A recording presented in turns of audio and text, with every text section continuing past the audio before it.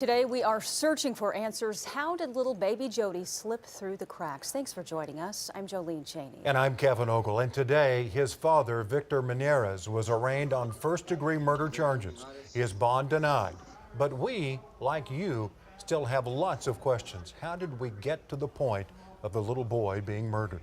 News 4's Lili Zhang is live with the details. New at 6. Lili.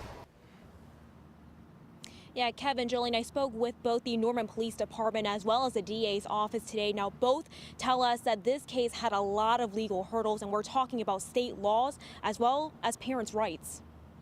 Unfortunately, there are laws and people's rights in place that do not allow us to just go and take a child. Sarah Jensen with the Norman Police Department explaining the difficulty in the case of Jody Menarez, the baby boy just 7 months old found dead inside a trash can hours after police issued an Amber Alert. There were a lot of factors in this case.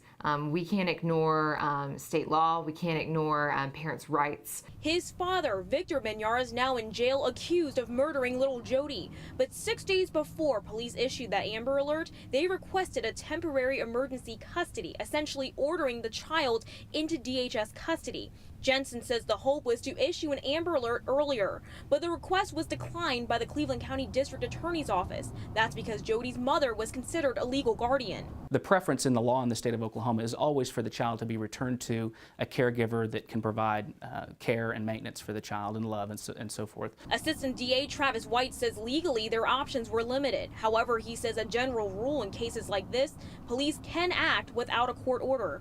Where there's a reasonable suspicion, and that's a pretty low threshold, but where there's a reasonable suspicion that a child is at risk for a imminent or safety threat, essentially, then a peace officer, any peace officer in the state of Oklahoma with jurisdiction has the authority to take custody of that child. The problem? Of course, an officer could do a pickup order. However, we were having difficulty locating the father or the child.